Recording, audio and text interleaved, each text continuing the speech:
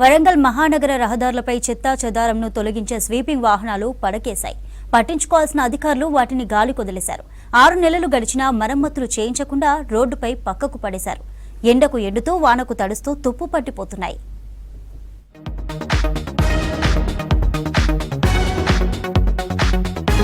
వరంగల్ మహానగరంలో ఇంటింటా చెత్త సేకరణ కోసం 42 కోట్లు ఖర్చు పెట్టి ఆటోలు కొనుగోలు చేశారు. వీటితో పాటు నగరంలోని ప్రధాన రహదారులను నిరంతరం శుభ్రపరిచేందుకు 4 కోట్ల రూపాయలతో 12 స్వీపింగ్ మిషన్లు కొనుగోలు చేశారు. స్వీపింగ్ వాహనాలను కొనుగోలు చేసిన తరువాత 6 నెలల పాటుగా ప్రధాన రహదారులపై దుమ్ము ధూళి ఊడ్చేందుకు ఉపయోగించారు. వాటిలో చిన్నపాటి సాంకేతిక లోపంతో ఆ వాహనాలు రిపేర్కు వచ్చాయి. అంతే, వాటిని పక్కకు పడేశారు. కొన్ని వాహనాలను మున్సిపల్ కార్పొరేషన్ దగ్గర, మరికొన్ని డంపింగ్ యార్డ్లో దాదాపుగా మూలకు పడేశారు.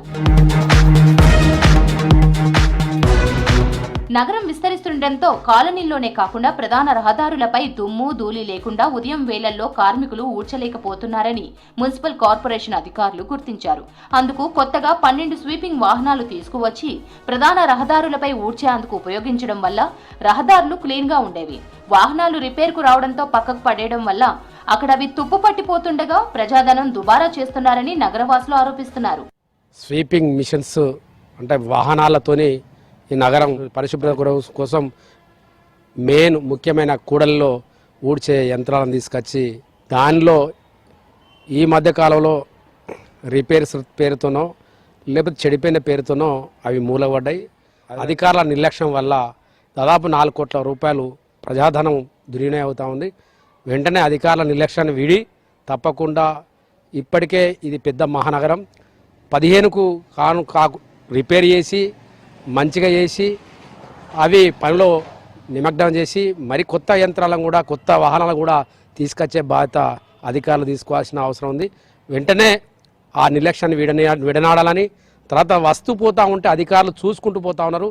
ఈ ప్రజా దుర్వినియోగాన్ని విడనాడి ప్రజలకు ఉపయోగపడే విధంగా ఉండాలని మేము డిమాండ్ చేస్తాం. నగరపాలక సంస్థ అధికారులు ముందు చూపు లేకుండా వాహనాలు కొనుగోలు చేశారే కానీ వాటిపై పర్యవేక్షణను గాలికి వదిలేశారు. చిన్నపాటి లోపం ఏర్పడినప్పటికీ మరమ్మతులు చేయకుండా పక్కకు పడేస్తున్నారు.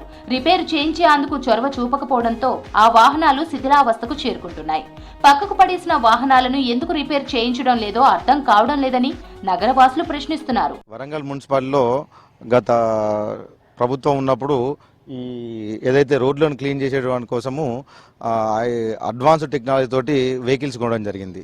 మన ఉన్న అన్ని డివిజన్లలో అది రోజు పొద్దున ఆరు సాయంత్రము లేదా నైట్ టైంలో ఈ రోడ్లను క్లీన్ చేయడానికి వాటిని తీసుకొచ్చి ఇప్పుడు ఓన్లీ మున్సిపాలిటీ ఆఫీస్ పక్కన ఉన్నటువంటి రోడ్ల మీద వీటిని పార్క్ చేసి పెట్టిర్రు. ఈ సుమారు సంవత్సరం దాటిపోయింది అవి అక్కడ పక్కన పెట్టి ఇప్పుడు మొత్తం అవి దేనికి పనికి రాకుండా తుప్పుకు అంటే కేజీల్లో తుప్పుకు అమ్ముకోవాల్సిన అవసరం వచ్చే ఏర్పాట్లు అయ్యే అవకాశం ఉన్నది. సంవత్సరం పైగా ఇక్కడనే ఉండడం వల్ల ఎండ కొడితే ఎండుతానాయి, వర్షానికి తడుస్తానాయి, ఆ టైర్లలో గాలి దిగిపోయి మొత్తం అవన్నీ ఖరాబ్ అయిపోయినాయి. ఇంకా కొన్ని రోజులు కనుక దీన్ని ఇట్లే నిర్లక్ష్యం చేస్తే ఇవి కిలోల్లో తుప్పుకు అమ్ముకోవాల్సిన అవసరం పడుతుంది. దీనివల్ల ప్రజాధనం కోట్ల రూపాయలు, అది ఒక్కొక్కటి నార్మల్ 1,00,000-2 లక్షలకు వచ్చేటువంటి వెహికల్ కాదు, కోట్ల రూపాయలు వెచ్చించి కొన్నటువంటి అది ప్రజాధనంతో ఉన్నటువంటి అవి వెహికల్స్. కాబట్టి ప్రజాధనం దుర్వినియోగం కాకుండా తొందరగా అధికారులు స్పందించి వాటిని అందుబాటులోకి తీసుకురావాల్సిందిగా నేను కోరుతున్నాను. స్వీపింగ్ వెహికల్స్ రిపేర్ కోసం ఓ ఏజెన్సీకి అప్పగించినట్లు జీవీఎంసీ హెల్త్ ఆఫీసర్ చెప్తున్నారు. త్వరలోనే అవి అందుబాటులోకి రానున్నట్లు తెలిపారు. వరంగల్ మహానగర పాలక సంస్థలో దాదాపు 2,800 మంది పారిశుద్ధ్య కార్మికులు ఉన్నారు. ఇందులో 66 డివిజన్లలో వీరందరూ కూడా మనకి ప్రతిరోజు పిన్ పాయింట్ యాక్షన్ ప్లాన్ ప్రకారం రోడ్లలో స్వీపింగ్ అనేది, అదేవిధంగా మగవాళ్ళ వచ్చేసి షెడ్యూల్ ప్రకారం డ్రైన్ క్లీనింగ్ అనేది ప్రతిరోజు చేయడం జరుగుతుంది. మనకి స్వీపింగ్ ముఖ్యంగా రోడ్ల మీద ఇంటర్నల్ రోడ్స్ అన్నీ కూడా ఆడవాళ్ళతో చేపిస్తుంటాం. వాళ్ళకి చీపురు కట్టలు ఇవన్నీ కూడా సరఫరా చేయించి, మెయిన్ రోడ్స్ వచ్చేసి మనకి స్వీపింగ్ మిషన్స్ ఉంటాయి. మనకు దాదాపు ఒక 10 స్వీపింగ్ మిషన్లు ఉన్నాయి. సో వీటి ద్వారా మనకి మెయిన్ రోడ్లలో ఈ యొక్క స్వీపింగ్ అనేది చేస్తూ ఉంటాం.